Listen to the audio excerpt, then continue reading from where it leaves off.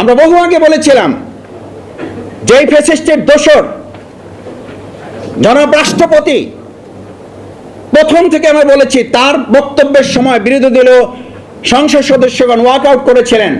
আপনারা অত্যন্ত হাস্যোজ্জ্বলভাবে শুধু বক্তব্যই দেননি, আপনারা টেবিল চাপিয়েছেন। আচ্ছা, তাহলে এখন তাকে বিদায় করলেন কেন? কেন এতদিন তাকে লালন পালন করেছেন? নিশ্চয়ই এ কথা জাতি বুঝতে চায় যে এতদিন তাকে দিয়ে কিছু উদ্দেশ্য হাসিল করা প্রয়োজন ছিল, সেগুলো করা শেষ।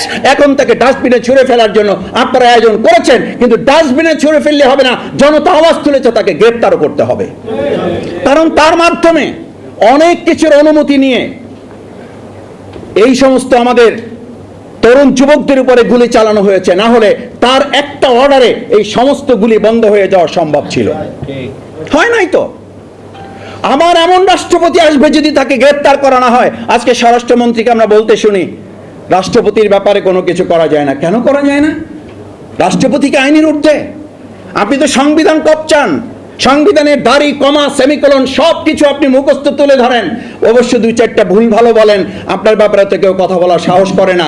পরে লবিতে এসে অনেকে আবার আপনার লোকেরাই বলে, মাসুদ ভাই অপেক্ষা করেন, আপনাদের কিছু করা লাগবে না, তার জন্য আমাদের বহু লোকেরাই রেডি হয়ে আছে, অপেক্ষা করুন। আমি কথা বলছি এই জন্য, সম্মানিত উপস্থিত সুধী মণ্ডলী, আজকে ফ্যাসিস্টের দোসরকে আপনারা সরালেন। এই চিকিৎসক বৃন্দ যারা সেদিন চিকিৎসা দিয়েছে, আমি নিজে সেদিন সাক্ষী। আমাদের গাড়ি ব্যবহার করতে পারি নাই, অ্যাম্বুলেন্সে করে রুগীর সাথে গিয়েছি মাস্ক পরে।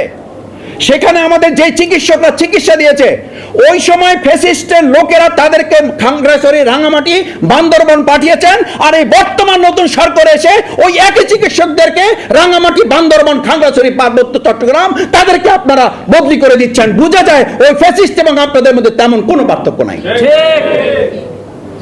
আমি কথা বললে তো একটু বড় হয়ে যায়, শেষ করে দেই। আমরা শুনলাম বর্তমান মহাসচিব উনি খুব সুন্দর করে বলছেন, আমাদেরকে যারা ফ্যাসিস্ট বলছেন তাদের জ্ঞানের স্বল্পতা আছে। তাহলে আমি জিজ্ঞেস করি, যেই চিকিৎসকরা সেদিন এই আহত জুলাই যোদ্ধাদের চিকিৎসা দেওয়া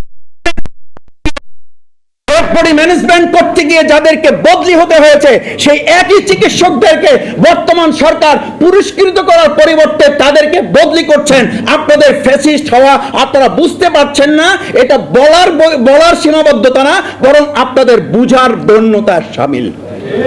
আপনারা বুঝতে পারছেন না যে আপনারা ক্রমান্বয়ে ফ্যাসিস্ট হয়ে উঠছেন। সম্মানিত সুধী মণ্ডলী, শেষ কথা হচ্ছে, এই যে এত রক্ত, এত জীবন, এতগুলো সন্তান, এত ভাই হারালো, এই যে আমার বোন এসে এখানে কথা বলল, এই যে আমাদের চোখ হারা ভাই কথা বলল, এই যে আমাদের জীবন থেকে ফিরে আসা এক ভাই মৃত্যুর পথ থেকে ফিরে আসা কথা বলল, এই সমস্ত কিছুর মূল লক্ষ্য কি ছিল? আমরা একটা সংস্কার চাই। আমি এখানে দাঁড়িয়ে একটা কথা এর আগে বলেছিলাম, বিগত আওয়ামী ফ্যাসিস্ট সরকার ইসলামের কথা শুনলে তাদের মধ্যে ভয় তৈরি হতো, আর বর্তমান এই সরকারের কাছে আমি দেখি তারা সংস্কারের কথা শুনলে আটকে ওঠে, যেন সংস্কার আতঙ্কে তারা ভুগছেন। অথচ 31 দফা সংস্কার নাকি তারাই রেডি করেছেন, তারাই সংস্কারের মূল হোতা এবং সংস্কারের মূল প্রবক্তা তারা। যদি তাই হয়, তাহলে সংস্কারে হাত দিয়ে আজকে ফ্যাসিস্ট সরিয়েছেন। আমরা খুব স্পষ্ট করে বলতে চাই, শুধু ফ্যাসিস্ট শাহাবুদ্দিন চুপ্পুকে সরিয়ে শেষ হবে না, বরং এই চিকিৎসা ক্ষেত্রে, সাংবাদিক ক্ষেত্রে, শিক্ষকতার ক্ষেত্রে, সচিবালয়ে সেখানে মেধা, দক্ষতা, যোগ্যতা, সততার পরিবর্তে যারা বিগত ফ্যাসিস্টের লেয়ন করেছেন, তাদের তোষামোদি করেছেন, তাদেরকে আবার পুনরায় বসানোর সমস্ত চক্রান্ত সম্পন্ন করে এই কাজগুলো আবার নতুন এই ফ্যাসিস্ট সরকার শুরু করেছেন। আমরা সেই জায়গায় আশা করি এই কাজগুলো না করে আসেন দল মতের ঊর্ধ্বে উঠে সততা, দক্ষতা, মেধা এবং যোগ্যতাকে মূল্যায়ন করে যদি আমরা এগিয়ে যেতে পারি, তাহলে 2024-এর জুলাই আগস্টে আমাদের যে শহীদ, আমাদের যে আহত পঙ্গুত্ব বরণকারী, আমাদের যে রক্ত, চোখের পানি, এত ত্যাগ এবং কোরবানির মানবিক বাংলাদেশ বিনির্মাণ করার কথা ছিল, সংশোধন নয়, দাবি ছিল সংস্কার। একটা লাইন যদি চ্যালেঞ্জ করে বলে যায়, আমাদের সন্তানরা কোথাও রাস্তায় লিখে দাঁড়িয়েছিল সংশোধনের জন্য আন্দোলন। সাংবাদিকদেরকে সাক্ষী করে বলছে চ্যালেঞ্জ। আমি বর্তমান সরকারকে চ্যালেঞ্জ দিয়ে গেলাম, সংশোধনের জন্য আন্দোলন। এটা যদি দেখাতে পারেন তাহলে সংসদে আমাদেরকে কেন বলেন সংবিধান সংশোধন কমিটিতে আসেন। সংশোধনের জন্য তো আন্দোলন হয় নাই, আন্দোলন হয়েছিল সংস্কারের জন্য। সুতরাং সংস্কার না করে সংশোধনের কথা বলে মূলত জাতির সাথে প্রতারণা ছাড়া আর কিছুই নয়।